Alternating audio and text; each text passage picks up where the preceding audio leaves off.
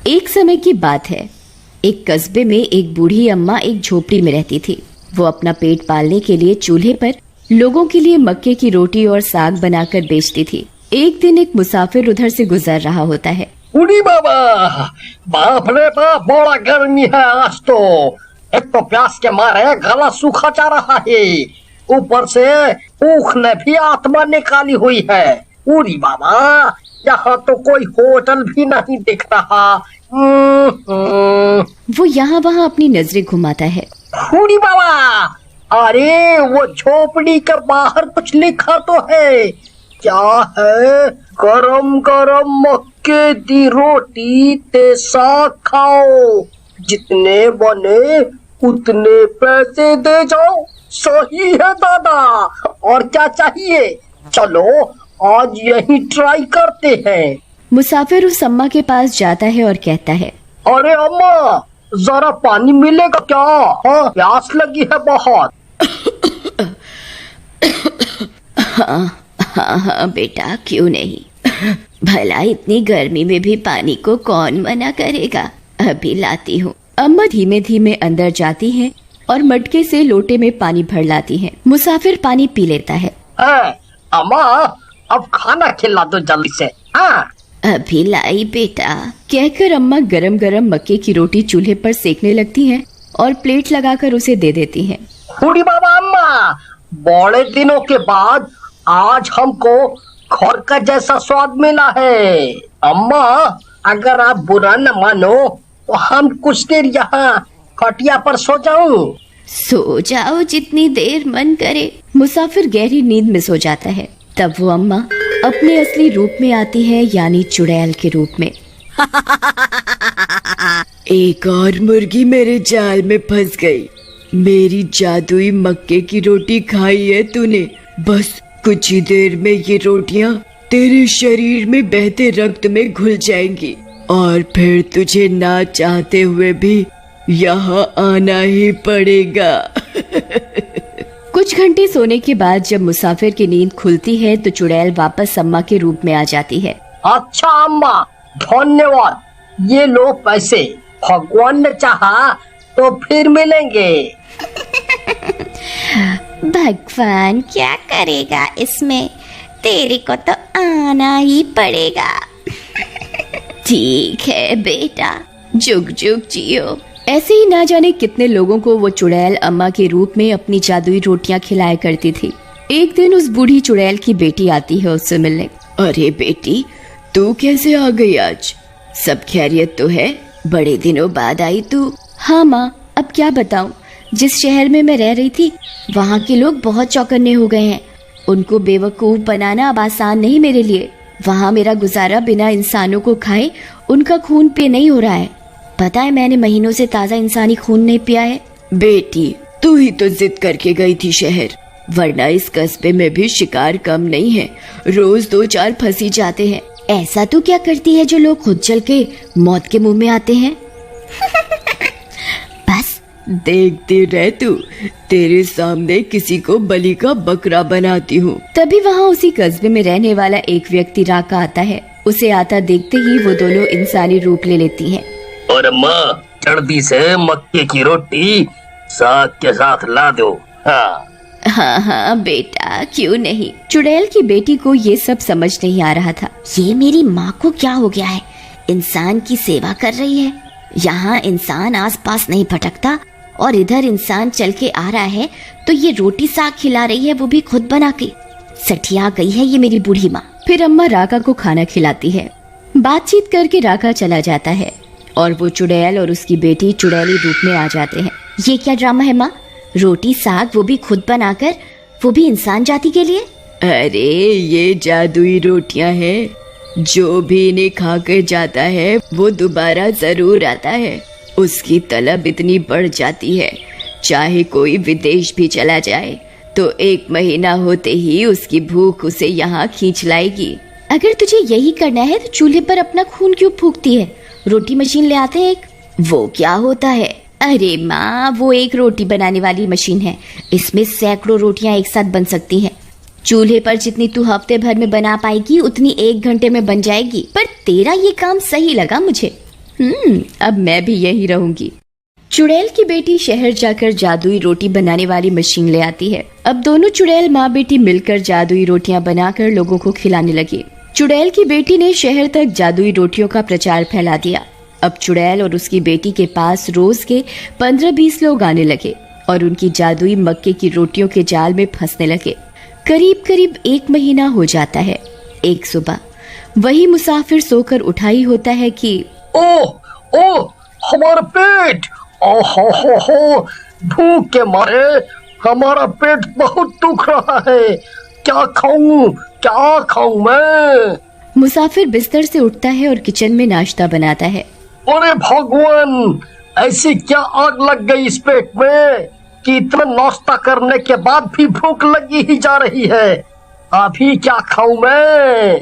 मुसाफिर घर में जो कुछ भी खाने का रखा होता है खा जाता है, फिर भी उसकी भूख शांत नहीं होती। हुड़ी बाबा, इतना सब खाने के बाद भी हमारा मन वही मक्के का रोटी और साग खाने को करता है। आज तक ऐसा पहले कभी नहीं हुआ। आज पता नहीं ऐसा क्यों लग रहा है। मुसाफिर को अपने पेट के आगे हाथ जोड़ने ही पड़ते हैं और वो शहर में कस्बे में आता है अम्मा के हाथ का खाना खाने। इतना सब खाने की वजह से मुसाफिर का पेट बहुत बड़ा हो जाता है, पर भूख के मारे उसका पेट तो मानो जमीन में कटकर गिरने वाला हो। कुछ देर चलने के बाद मुसाफिर चुड़ैल की झोपड़ी में पहुंच जाता है। अरे अम्मा, अरे अम्मा किधर हो? अरे कहाँ हो अम्मा? ओ अम्मा! अम्मा मुसाफिर को देखकर अजीबोगरीब तरीके से मन में हंसती है। हाँ बेटा, ये रही मैं। अम्मा, बहुत भूख लगा है, जल्दी से हमको खाना लगा दो। चुड़ैल और उसकी बेटी जल्दी जल्दी रोटी मेकर से जादुई मक्के की रोटियां बनाकर उसे परोस देती है। यहाँ मुसाफिर भूख के मारे कई सारी जादुई रोटियां खा जाता है। उसकी भूख इतनी बढ़ जाती है कि वो दिमागी संतुलन खो देता है और वहीं चुड़ैल के कदमों में बैठ जाता है। चुड़ैल और उसकी बेटी असली रूप में आ जाते हैं। ए इंसान, आज से तू मेरा गुलाम है। खड़ा हो और मेरे पीछे पीछे आ। मुसाफिर अपनी सुध-बुध खो रखा होता है और उस चुड़ैल के पीछे पीछे चलने लगता है। झोपड़ी के अंदर से खुफिया रास्ता जा रहा होता है जो कि सीधा जंगलों में पहुंचता है। यहाँ तेरी चीख सुनने वाला कोई नहीं होगा। और वो उस मुसाफिर का सर धड़ से उखाड़कर अलग कर देती है और उखड़ी हुई गर्दन से खून पीने लगती है। लोग गायब हो रहे हैं, ये पूरे कस्बे और आसपास के शहरों में बात जाने लगी। कल रात जंगल में फिर से एक बिना सर का धड़ पाया गया। सोच कभी मैं भी जाऊं और तुझे मेरे धड़ की खबर सुनने को मिले। तुम्हारी हरकतें ऐसी हैं कि तुम्हें तो यमराज भी आधे रास्ते से ही वापस छोड़ जाएगा परेशान होकर। अब अमावस्या की रात आती है। आज रात को तो पूजा होनी है और इंसान की बलि देनी है। पर कहाँ से लाएंगे इंसान हम? लालच में आकर हम रोज के शिकार खा डालते हैं। कोई नहीं, मेरे पास एक तरकीब है, चलो। चुड़ैल अपनी झोपड़ी के बाहर बोर्ड में लिखती है, जी भर खाओ मौज उड़ाओ पर सिर्फ आज रात। फ्री में खाने का सुनकर कस्बे के वे सब लोग जिनकी तलब जगी पड़ी थी वे लोग आने लगते हैं। चुड़ैल और उसकी बेटी रोटी मेकर से कुछ ही घंटों में सबके लिए जादुई रोटियां बना लाती हैं और वे सब सुध-बुध खोकर चुड़ैल के पीछे जंगल में पहुंच जाते हैं। मैंने कहा था ना, मेरी जादुई रोटियां कितने कमाल की हैं। वाह माँ, मानना पड़ेगा तुझे।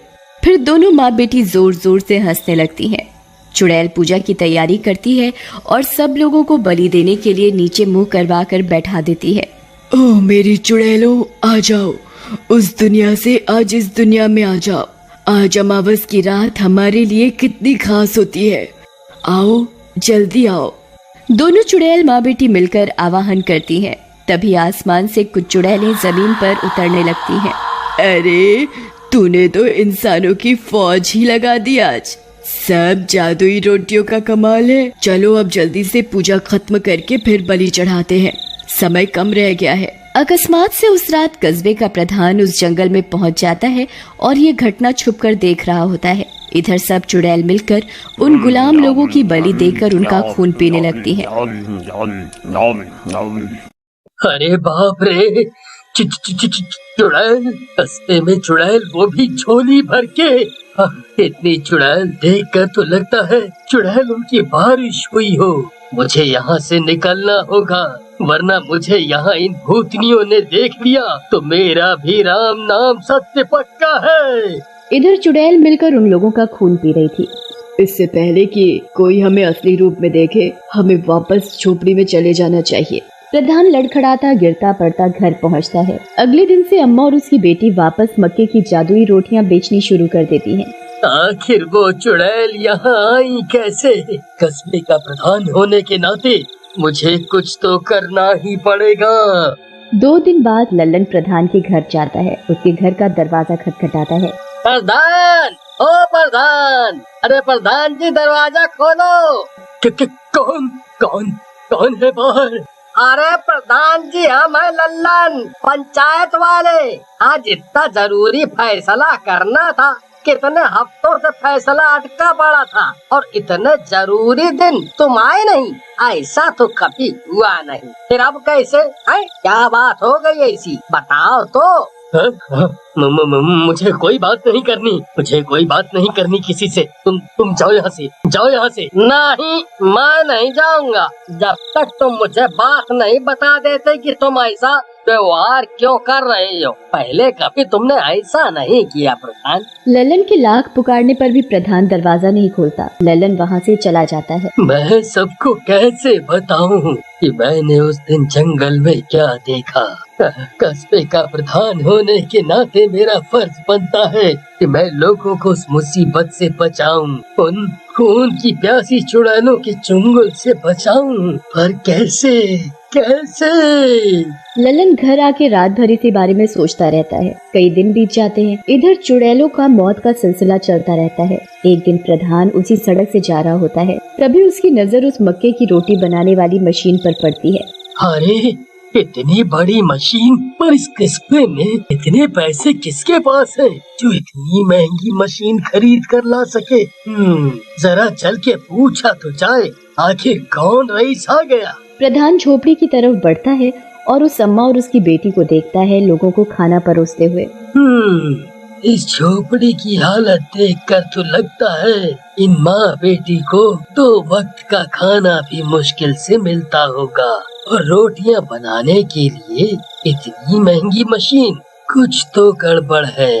एक काम करता हूँ, मैं यहीं कहीं छुप जाता हूँ और देखता हूँ कि आखिर माजरा क्या है। तभी जो मुसाफिर खाना खा रहे होते हैं, उन्हें नींद के चलते अम्मा वहीं खटिया पर सोने को कहती है, और जैसे ही वे सोते हैं, अम्मा और उसकी बेटी अपने असली रूप चुड़ैल अवतार में आ जाते हैं। क्या बात है, हमें इससे ज्यादा सुकून की जिंदगी नहीं मिलेगी कहीं। बिना किसी खौफ के हमें शिकार पर शिकार मिलते रहते हैं। शहरों में क्या रखा है सिवाय डर के, और यहाँ देखो ऐश की जिंदगी। प्रधान ये रूप देखकर सहम जाता है। अरे, ये तो वही चुड़ैल है, जंगल वाली। इसका मतलब ये माँ बेटी इतने दिनों से भेष बदल कर इसी कस्बे में रह रहे हैं और भोले भाले लोगों को रोटी साग खिला के अपना शिकार बना रहे हैं। और यहाँ सबने इन्हें गरीब समझकर रहने के लिए जगह भी दे दी, पर ये तो आस्तीन की चुड़ैल निकली। कुछ तो करना पड़ेगा, जल्दी ही करना पड़ेगा, वरना ये चुड़ैल इस कस्बे को तहस नहस कर देगी। प्रधान भागे भागे पंचायत घर जाता है। मुझे कस्बे की पंचायत को ये सब बता देना चाहिए। कस्बे के हित की बात है, मुझे चुप नहीं रहना चाहिए। पर मेरी बात मानेगा कौन? क्या कोई मेरा विश्वास करेगा? अपनी ही सोच में उलझकर वो पंचायत घर जाते जाते रुक जाता है। तभी लल्लन उसे देख लेता है। अरे प्रधान जी, तुम इतना पसीना पसीना क्यों हो रहे हो? ऐसा क्या हो गया तो तुम इस तरह भाग रहे थे? कहाँ जा रहे? क्या करूं, इसे बताऊं या नहीं? ये मेरी बात मानेगा भी कि नहीं? अरे प्रधान जी, कहाँ खो गए? देखो लल्लन, मैं तुम्हें अब जो कुछ बताने जा रहा हूँ उसे ध्यान से सुनना और समझना।